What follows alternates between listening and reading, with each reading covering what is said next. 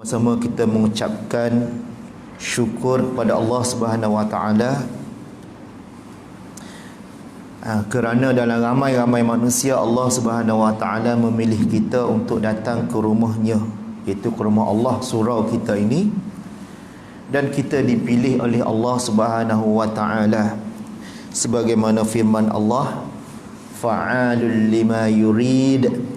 Allah sangat membuat apa yang Dia kehendaki. Dan kita kena ingat bahawa kita datang ke surau kita ni semata-mata kita datang. Sebenarnya kita diberi taufik hidayah oleh Allah Subhanahu Wa Taala untuk datang ke sini. Kalau kita tengok di luar sana, masih ramai sahabat-sahabat kita yang seagama dengan kita. Ketika orang sedang azan, mereka masih lagi minum maghrib kan, azan maghrib, masih minum biasa.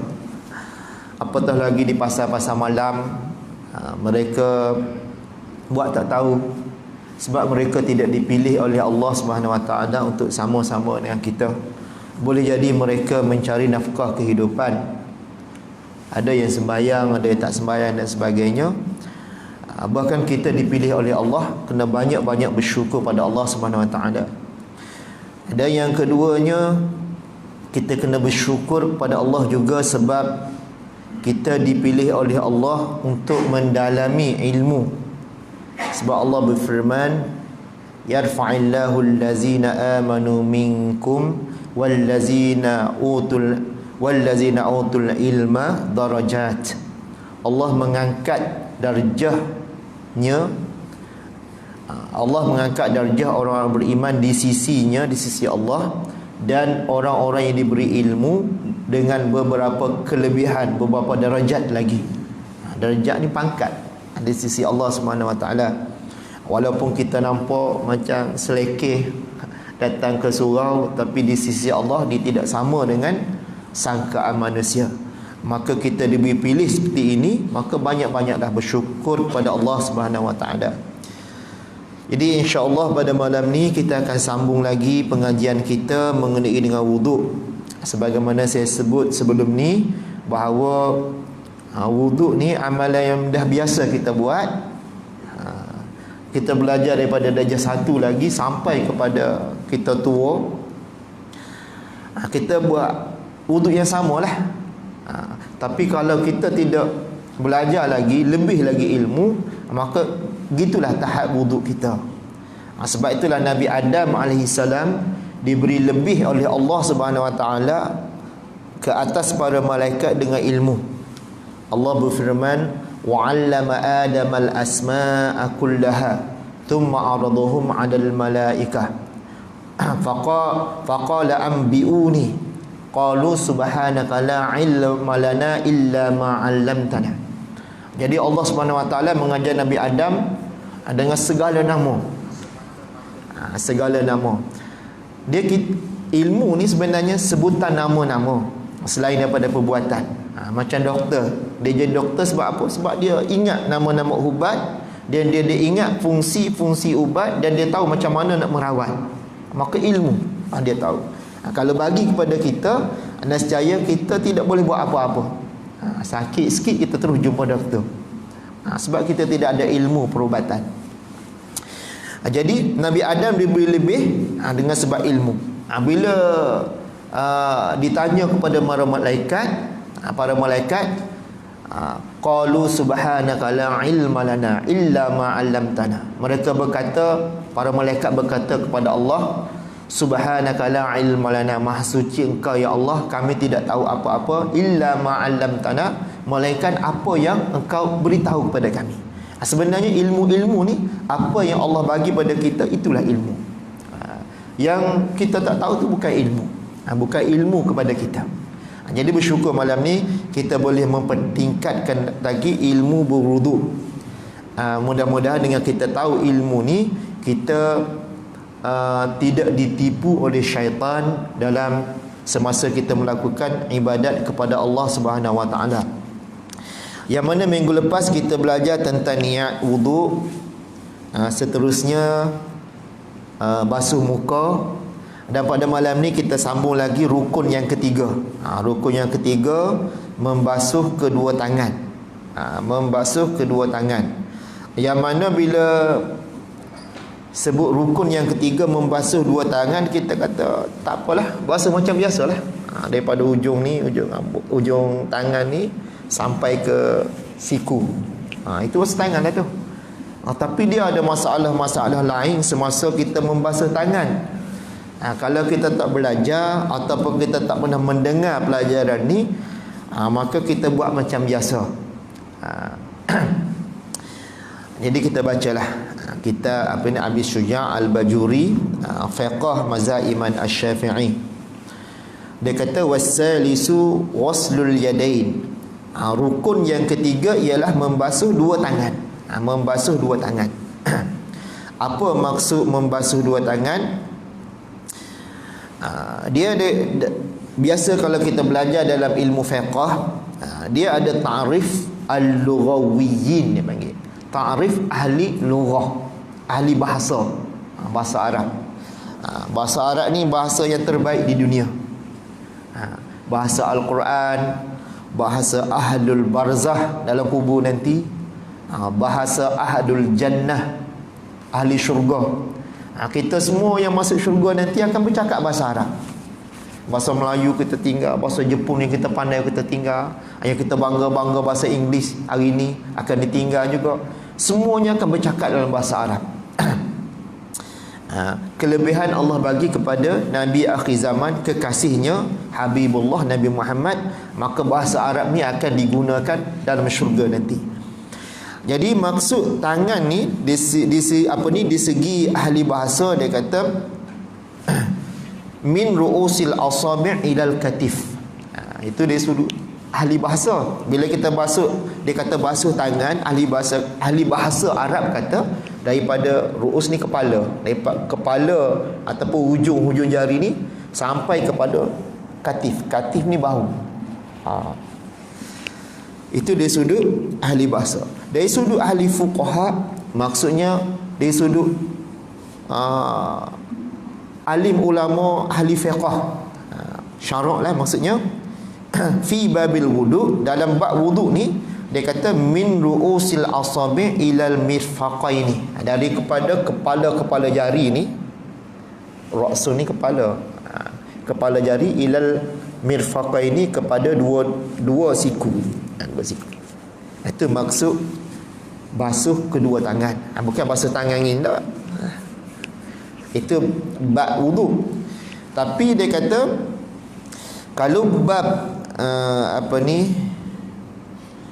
bab istariqah, kita belajar ilmu fiqh ni biasa kita sembahyang bab solat, bab zakat jarang kan. Tak surau-surau baca jarang. Bab jenazah pun ada juga, tapi tak sekerat solat, wudu. Bab apa lagi? Bab jinayah. Sariqah ni termasuk bab jinayah, mencuri. As-sariqatu was-sariqu dalam Al-Quran. Orang as-sariqu was-sariqatu, dia kalau mencuri ni dia disebut kepada lelaki dahulu. Sebab kecenderungan untuk mencuri dia berada pada lelaki. Tapi kalau berzina dia lebih pada perempuan. Az-zaniyatu waz-zani, Allah mendahului sebut perempuan dulu. Kalau mencuri lelaki dulu. Dalam bab asy-syariqah, bab mencuri ni bila sebut tangan, min ru'usil asabi ilal qu'aini. Bila nak potong tangan orang mencuri tu, daripada sini, daripada kepala jari sampai ke qu'ain. Qu'ain ni pergelangan tangan. Dia cara potong tangan ni dia tarik. Dua orang tarik, sini dua orang tarik, sampai dia renggang, dia sekali potongnya piup, terus putus. Siapa yang pernah pergi Masjid Qisas kat Jeddah tu boleh tengok lah, orang potong tangan mengikut syarak lah, guna pedang. Sekali potong terus putus, ada celup minyak panas, darah henti. Itu mengikut hukum syarak. Kalau mencuri, dan mencuri tu dia mesti lebih daripada, kalau yang fiqh dululah RM80 ke atas. Yang kalau kira yang harga dulu, yang saya belajar dululah, saya ingat sekarang lebih lah, sebab dia ikut harga nakdai emas, harga semasa. Itu dari sudut bab fiqh mencuri setakat ni. Tapi kalau wuduk daripada kepala jari ni, ujung jari ni sampai ke siku ni, tu kita kena tahu. Lepas tu dia kata hukum basuh tangan lagi. Masalah-masalah yang kita kena tahu juga. Kadang-kadang kita tak tahu ni. Dia kata walau kana faqidul yadaini, kalaulah seseorang tu apa nama ni? Dia kata walau zadat al-aidi wajaba ghuslul jami' al-azaidah yaqinan. Kalaulah orang tu banyak zadat, tangan dia banyak, mungkin ada 2 kat tangan, dia kena basuh semua. Kalau ada 3 tangan, kena basuh 3 tangan dia. Tak boleh basuh 2 tangan, cukup tak boleh. Dia fiqh ni dia banyak takdir. Sebab apa? Dalam hukum fiqh dia banyak sangat takdir fardu. Nak fardu takdir, benda tak wujud tapi dia ada-adakan sekiranya berlaku. Macam mana? Kalau ada tangan 2, maka 3 lah. 1 Allah tumbuh tangan, 1 lagi sini. Maka ketiga-tiga tangan tu dia kena basuh. Tak memadai ataupun tak cukup dia basuh 2 tangan. Begitu juga jari, kalau ada 6, maka ke-6 ni kena basuh semua tangan dia. Basuh tangan. Walau kana faqidul yadaini, dia kata masalah lagi, masalah sekiranya seseorang tu tidak ada 2 tangan, famasha ra'sahu ba'dal ghusli wajhi, maka dia sapuhlah air di kepala selepas dia basuh muka. Maksudnya tangan tu tak perlu basuh, sebab dia tak ada tangan. Ada orang tak ada tangan kan, 2 tangan. Kalau ada sebelah kena basuh. Tapi kalau 2 tak ada, maka dia basuh muka, lepas tu terus sapuh air di kepala. Lepas tu kita kata siapa nak tolong sapuh air di kepala dia? Sama ada anak dia ataupun dia upah orang lain berwuduk untuk dia, ataupun minta tolong orang lain sapuh. Orang yang bukan mahram dia lah, yang tidak membatalkan wuduk dia, sama lelaki sama lelaki, perempuan sama perempuan, tak mestinya dia yang sapuh. Dia disebut hukum. Itu bagi orang yang tak ada tangan. Lepas tu dia kata walau quti'at yaduhu min mahalil fardhi, sekiranya tangan dia terpotong daripada tempat fardu, ba'dal wudu'i, selepas dia wudu, lam yajid ghuslul mahalil qat'i ma dama 'ala tilka taharah. Ini penting kita tahu. Dia sudut hukum. Sekiranya tangan kita terputus, benda ni tak berlaku, tapi sekiranya berlaku, macam mana? Terputus ni macam-macam masalah lah. Boleh jadi aksiden. Tak? Masa kita terputus tangan tu, kita dah ada wudu. Macam mana? Dia ada 2 keadaan. Satu, masa kita terputus tangan kita ada wudu. Yang kedua, masa kita terputus tangan kita tak ada wudu. Dia ada beza tu, hukum wudu. Sekiranya semasa kita putus tangan, kita aksiden menaik motosikal, tiba-tiba dilanggar oleh kereta, lepas tu terputus tangan kita. Terputus tangan kita, masa tu kita ada wudu.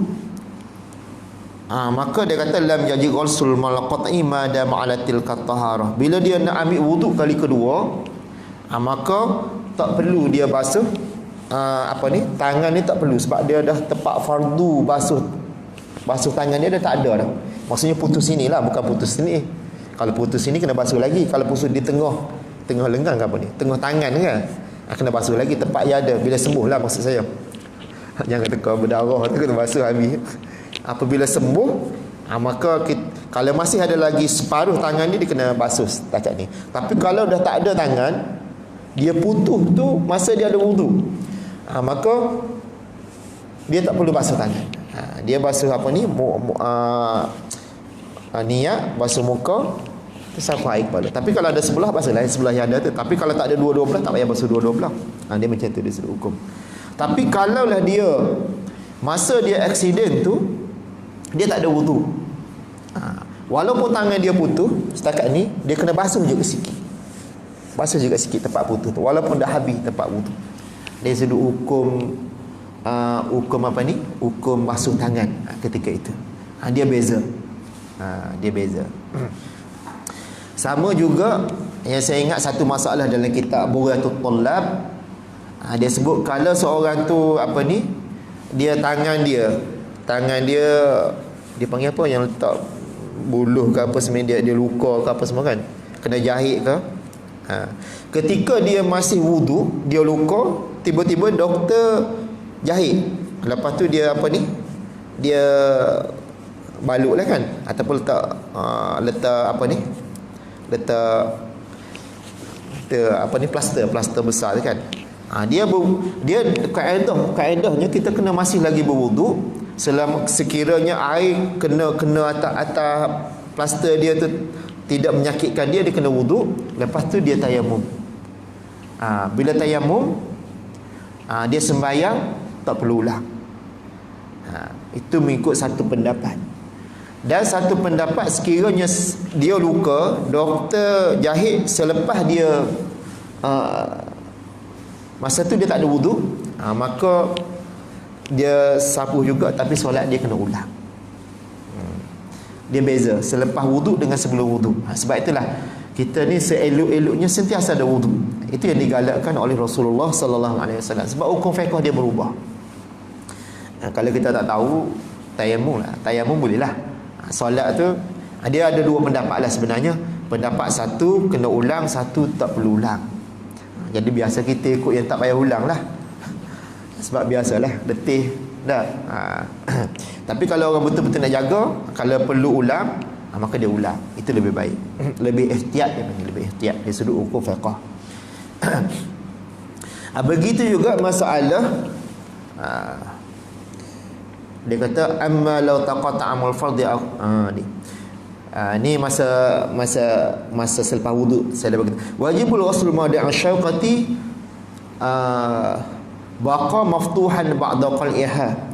Maka wajib, dia kata wajib membasuh tempat duri yang baqiya maftuhan ba'da qal'iha, yang apa ni, bila masuk duri ataupun kulit kita ni tercucuk duri pada anggota wudu, maka dia tiba-tiba apa ni, dia ada lubang kan, walaupun sedikit, kita kena ratakan dia air tu.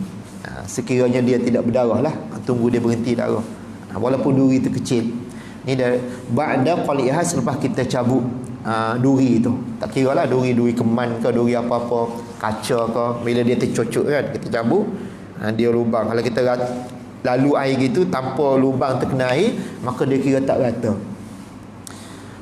Wala yasil wudu ma'a baqaiha iza kanat bihaisu law uzilat fi baqiya mahalluha maftuhan wa illa sahal wudu ma'a baqaiha lakin in ghadati fil lahmi wa ikhtalatat bidami kasir lam tasih shalah ma'aha wa in sahal wudu wa qul hadza fi ma iza kana ra'suha zahiratan.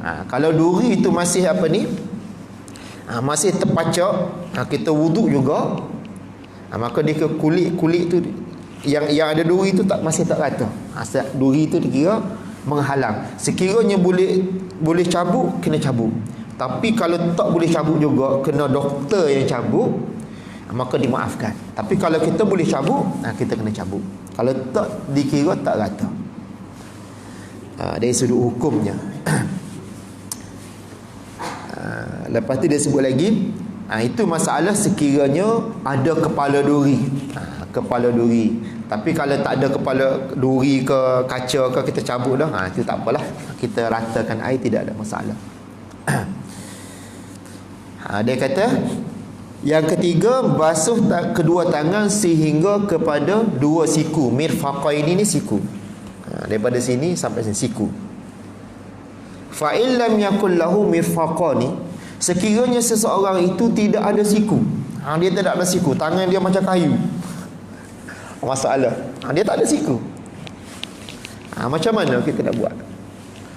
Dia kata u'tubira qadruhuma, maka dibasuh sekadar sepatutnya siku.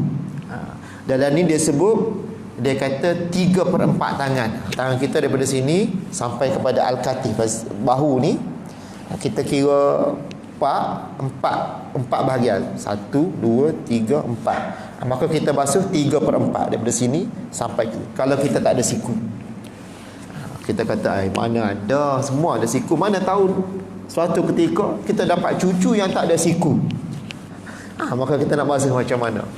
Contohlah, waliyazubillah, andainya berlaku macam tu, maka kita kena basuh 3/4 daripada tangan ni, daripada sini sampai ke, daripada ujung jari ni sampai 3/4 lah kita ukur. Lebih kurang lah, ikut qadar yang biasa, siku yang normal, itu kita kira. Itu dia sudut hukum kalau orang tu tak ada siku. Lepas tu dia kata wayajibu ala ma 'alal yadaini min sya'rin. Ada wajib membasuh. Ni kita nak berhalusi ni. Dulu darjah 1 kita kata basuh, tak apa basuhlah. Rata tak rata pun tak apa. Nah. Sekarang ni bila kita belajar lebih mendalam, macam-macam masalah tentang wuduk ni. Dia kata wajibu ghuslu ma 'alal yadaini, dan wajib membasuh ala ma, kawasan yang ada di atas kedua tangan, minasya'ri, daripada bulu-bulu roma lah, bulu roma. Setengah orang India bulu panjang bulu dia, bulu roma dia kita lebat, kena rata semua tu. Tak boleh basuh gitu-gitu, tak boleh. Dia mesti gosok rata semua.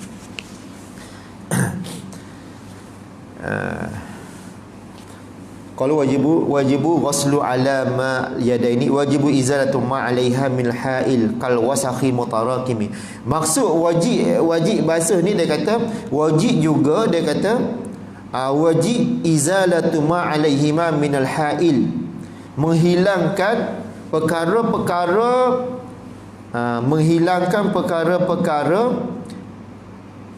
yang menghalang sampai ke kulit, kal wasakhi, seperti daki, al mutarakimi, daki yang bersusun-susun. Pernah tengok tak orang banyak daki? Daki ni dia sebenarnya habuk. Bila kita berpeluh, maka habuk yang ada di sekitar tu melekat pada peluh kita, maka jadilah daki. Bila daki tu tebal sangat, bila nak wuduk, kita kena cuci daki tu. Biar sampai air di kulit kita. Mutarakimi maksudnya daki-daki yang tersusun, min kharij, daripada kharij, daripada luar, maksudnya luar kulit lah. Illam yata'azzar fasluhu, sekiranya tidak uzur ataupun tidak menyakitkan kalau kita pisahkan daki itu. Ada orang daki mati. Daki mati macam mana tak tahu. Daki yang betul-betul melekat pada kulit. Kalau nak zaman dulu kan, dia ambil apa ni, asam limau, dia perah situ, lepas tu dia ambil batu ke apa, dia gosok sampai habis. Jadi dia sepatutnya putih kulit dia jadi hitam sebab daki tebal sangat. Tu daki mati tu. Jadi kalaulah tidak mudarat, maka dia kena buang daki mati tu, untuk menyampaikan kulit. Tapi kalau kita gosok sampai berdarah, itu tak boleh lah. Sama juga dengan tattoo. Tattoo tu dia dah masuk dalam kulit. Kita tak perlulah siapa-siapa yang ada tattoo, kalau dia apa ni, dulu dia jahil, lepas tu dia alim ataupun dia dengar dia nak beribadat, tak perlulah dia buang tattoo, sebab tattoo dia tidak menghalang air sampai ke kulit. Sebab tattoo ni memang dia masuk dalam darah, dalam kulit. Tak perlu dia nak kupas kulit dia, itu mudarat. Dia berdosa pula jadi hukumnya. Itu dari sudut apa ni, daki. Lepas tu dia sebut lagi wa illa lam yadurru, sekiranya dia tidak menyakitkan, maka dia perlu wajib dia buang. Liqaunihi sara kal juz'i minal badan, sebab daki tu bila dia kalau tak boleh buang, tak boleh kita gosok, dia akan berdarah, dia kira juzuk kulit badan kita. Maka kalau sapu atas dia pun dia tidak membatal apa ni, sah dah. Sama dengan minyak. Minyak kita buang macam tu ya. Lepas tu kalau ada sabun, sabunlah. Tapi kalau tak ada sabun, kita apa ni, kita sapu atas tu pun dia sah dah, atas kulit kita. Sama dengan dawat pen ni dia panggil asad. Dia tak bolehnya dawat balpen yang yang berketul. Bila dia menebal tu. Tapi kalau sekadar kita tulis, lepas tu kita sapu-sapu, dia ada kesal lagi, kita wuduk boleh. Sebab dawat tu tidak menghalang air masuk ke anggota wuduk. Ada pun sisi ikan, dia dimaafkan bagi pekerja yang jual ikan. Kalau kita tak dimaafkan, kita sembahyang, tiba-tiba lepas sembahyang ada sisi ikan, maka kena ulang balik i'adah solat kita. I'adah lah, maksudnya kita kena ulang balik solat kita sebab ada sisi ikan tadi. Sebab itulah kalau kita yang perempuan habis siang ikan tiba-tiba kita basuh apa semua lepas kita sembahyang Allahu Akbar, tiba-tiba kita tengok ada, lepas sembahyang kita pergi dapur, kita anggaplah benda tu baru kena aridi, dia panggil aridi, anggaplah benda tu, sebab kita dah basuh semua, kita yakin bila ada balik boleh jadi aku pergi dapur tadi. Dia sudut hukum fiqh ni macam-macam dia jaga kita, macam mana supaya solat kita tidak diwaswaskan oleh syaitan. Macam orang orang yang kencing tak lawas. Dalam hukum fiqh kita diminta supaya renjiskan air di tempat kain kita, supaya bila kita tengok air renjisan aku, walaupun kita rasa benda tu keluar, kita tak yakin, kita rasa macam kentut lah, kita rasa kita kentut, tapi sebenarnya kita tak kentut. Nabi kata kalau seseorang tu berkentut, saya tak ingat lafaz hadis Nabi, tapi hadisnya begitulah dalam Bulughul Maram pada saya khatam belajar Bulughul Maram, saya ingat dulu. Itu hadis hukum tu. Bulughul Maram tu dia panggil hadisul ahkam yang Ustaz Nik ajar tu. Sekiranya seorang tu rasa dia kentut, Nabi kata janganlah dia membatal solat dia sehingga dia ada qarinah, sama ada bunyi ataupun bau. Kalau tak bunyi, rasa saja belum boleh kata. Itu hanya dia panggil khawatir, lintas hati. Itu masalah basuh tangan apa banyak dah. Baru rukun yang ketiga. Kita cepat sikit nak masuk isya dah. Satu lagi masalah kuku. Kuku. Walau tawadda'a bukan kuku. Minal sya'ri, satu bulu yang ada atas anggota tangan tadi, sebab basuh tangan tadi. Wa batinuhu zahiruhu wa batinuhu, dia kena basuh semua. Wa in kasufas, sekalipun bulu tu tebal. Bila bulu ni dia tak macam janggut kita basuh gitu ya kalau tebal, tapi kalau bulu ni dia kena rata semua. Wa qala, sekalipun bulu tu panjang macam rambut bulu, kena basuh semua. Hukum dia. Wa mislu zalika jillatu muallaqah, demikian juga kulit yang tergantung. Ada setengah orang dia ada ketumbuhan kulit dia kan, penyakit kulit tu bergantung.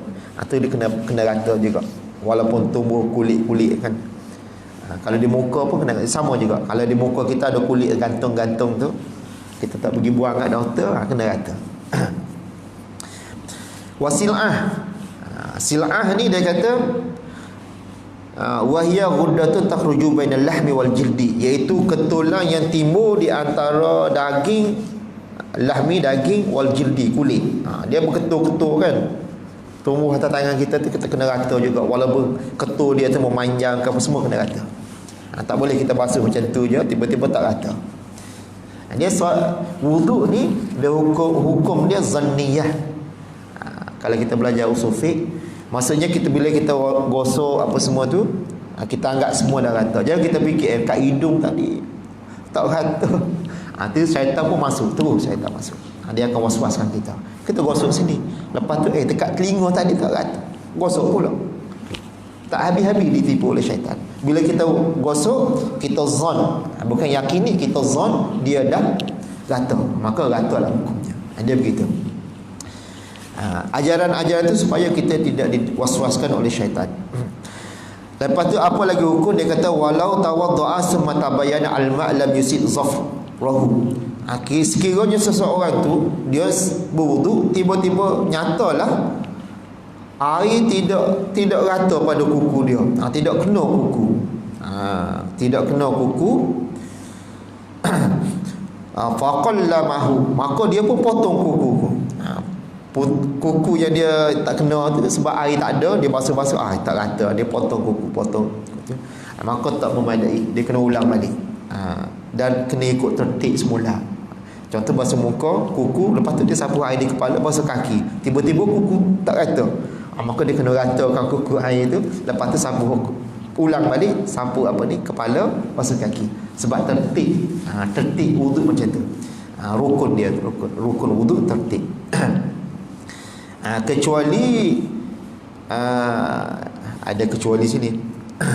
Summa yu'iduhu mas'ul ra'si wa ghaslu rijlaini mura'atan litartib. Kerana nak menjaga tertib. Tak boleh bila dia dah basuh kaki tiba-tiba sini tak rata, lepas tu dia ambil air sikit dia rata sikit. Tak apalah, tak boleh. Dia kena ulang balik sebab tertib tadi. Dia untuk menjaga tertib. Kalau dia tak ulang, wuduk dia tetap tak sah. Sama juga kalau kita ulang basuh, kita basuh muka, basuh tangan, sapu air kepala, basuh kaki, ini tak masuk sunat. Tiga sisi ikan sini buat dia wasahun daki, kena buat orang panggil taik kuku sini. Taik kuku taik kuku, taik telinga, semua taik sebenarnya tu kotoran, bukan taik, bukan najis tu. Kita kena buang. Lepas tu kita ratakan supaya air sampai kepada semua tu anggota wudu. Wa yu'fa an qalil, dan dimaafkan sekiranya sedikit. Kalau ada taik kuku sikit tu dimaafkan. Dimaafkan. Tu basuh daripada basuh tangan lah, tu basuh kedua tangan.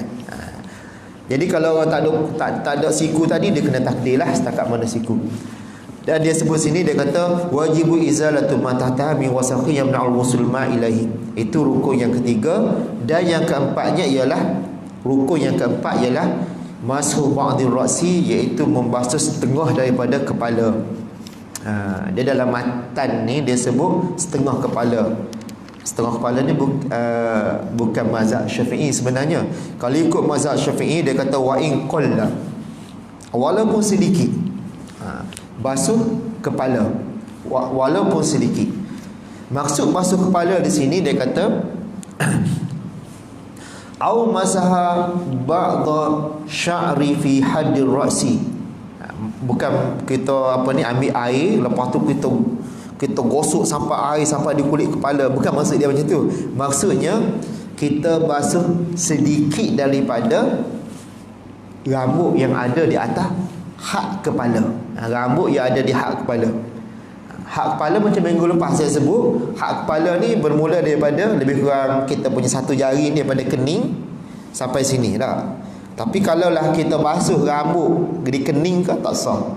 Ataupun rambut yang ada dekat sangat dengan kening pun tak sah, sebab dia bukan hak kepala. Mesti atas kepala ni. Wa in qalla, sekali pun sedikit. Maksud kita ambil sedikit. Wal muradu mashu ba'da basharati ra'si. Maksud dengan kata sapu ni, sapu setengah daripada kulit kepala bidalil qausyan. Ni lain ni. Ada kata walau bi'audin, sekalipun dengan putung kayu. Aud ni lidi ke, tak semestinya dengan tangan. Kita ambil air, kita celup. Yang penting benda tu melekat air.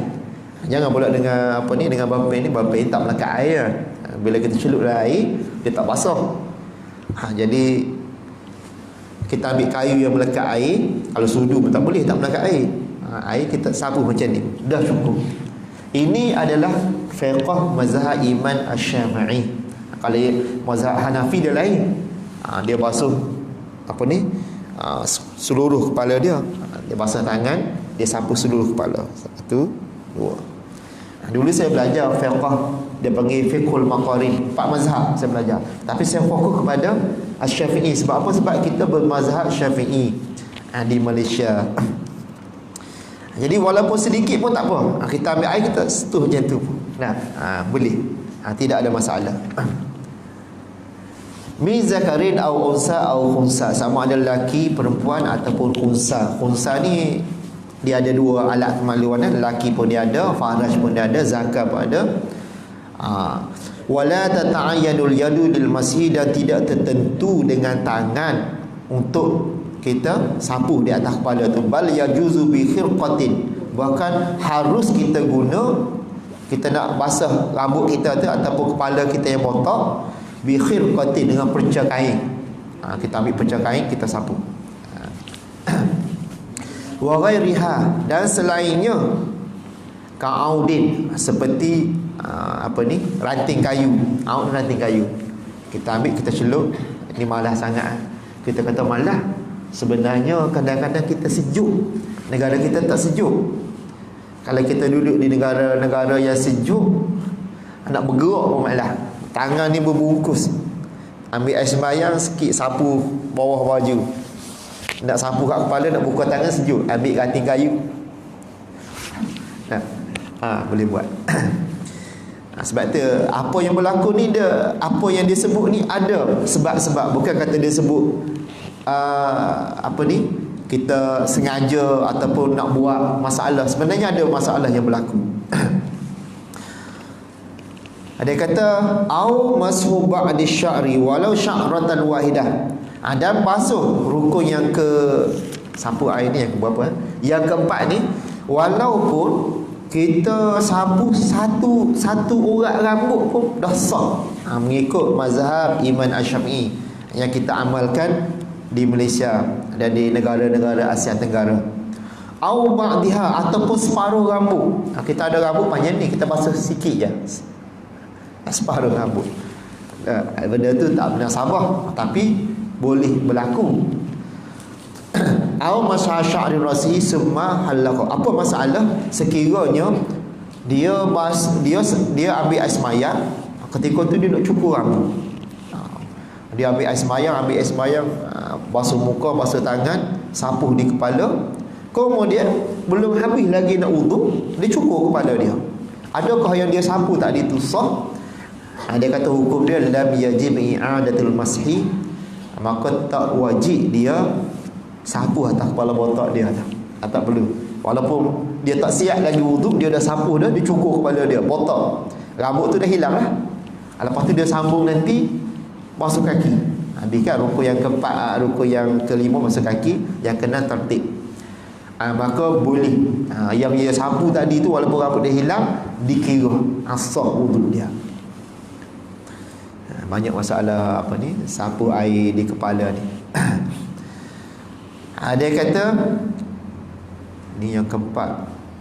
Nasi Isya kita nak habis yang ni, nak habiskan malam ni. Habis dah. Azan dulu.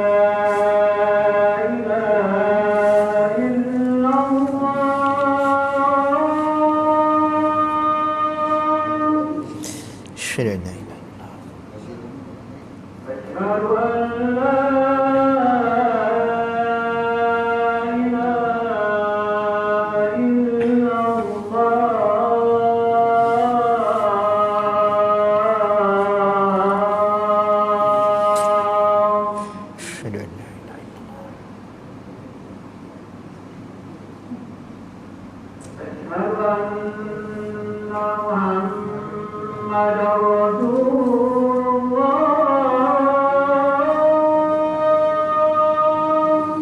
Asyhadu anna Muhammadar Rasulullah.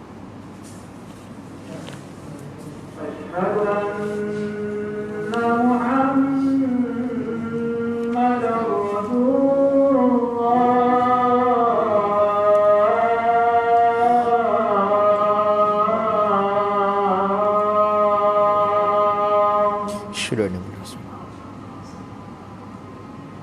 Hayya 'alal falah.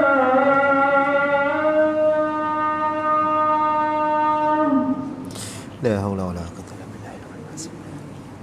Hayya 'alal falah.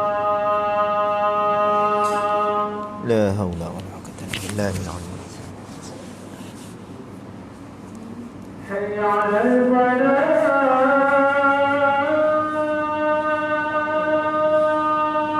La haula wala quwwata illa billah. Hayya 'alal falah.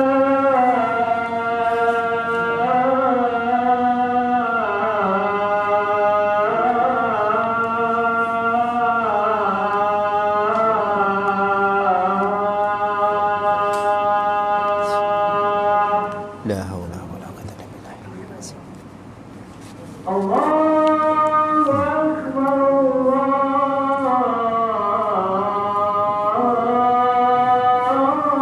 Allahu Akbar. Allahumma Allahu akbar.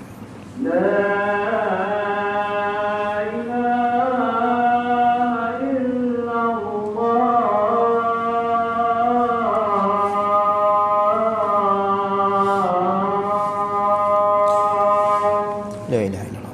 Allahumma rabb hadhihi ad-da'wati wassalatu wassalamu ala sayyidina wal wasilata wal fadilah wa kita sambung sikit lagi, kita nak habiskan rukun yang ke-6 ni. Dan dia kata lagi, dia kata walau wada'a yadahu mablulah lam yuhrikha jaza. Sekiranya seorang tu dia letak tangan dia basah atas kepala, sapu kepala tadi dia letak je, dia basah tangan letak tu dah memadai, dia letak je siap. Sebab apa? Dia kata tidak disyaratkan tidak disyaratkan dia menggerakkan tangan dia. Biasa kita gerak kan, kita basah tangan letak kita pun dah siap. Jadi kalau kita ikut cara ni, cepatlah kita berwuduk. Sebab tu setengah orang dia solat laju sebab dia tahu cara. Setengah orang dia wuduk cepat, dia tahu wuduk apa ni, dia tahu kaedah wuduk yang cepat macam mana. Lepas tu dia sebut, dia kata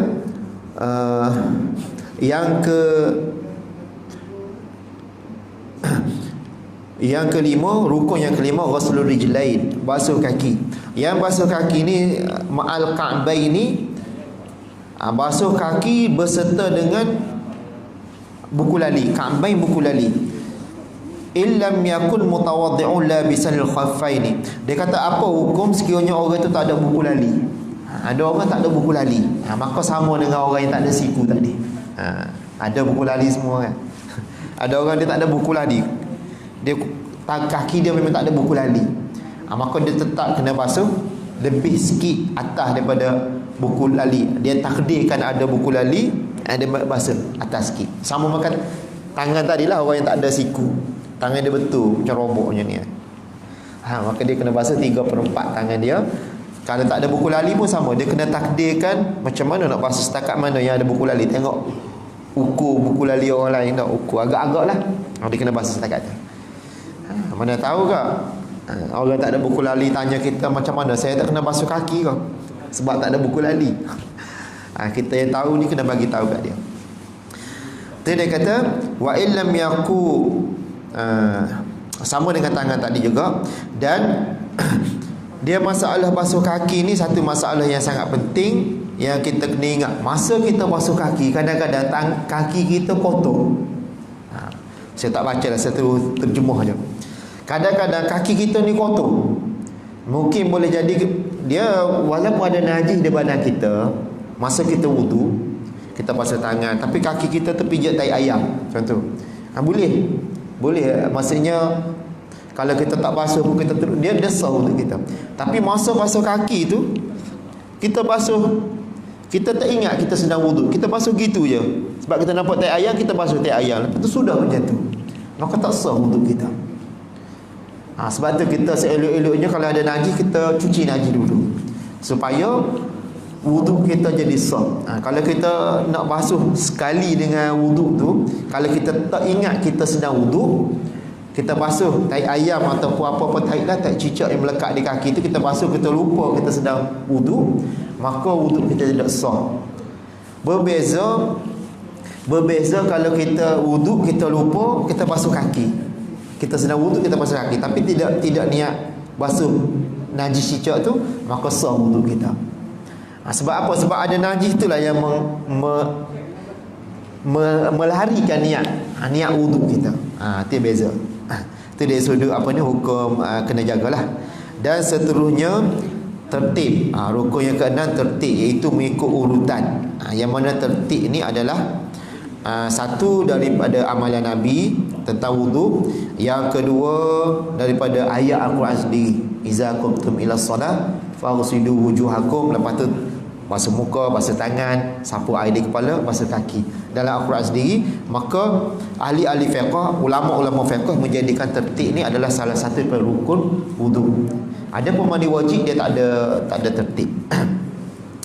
Jadi setakat tu sajalah untuk wuduk, habislah rukun dia. InsyaAllah kita akan sambung bulan depan lagi sunat-sunat wuduk.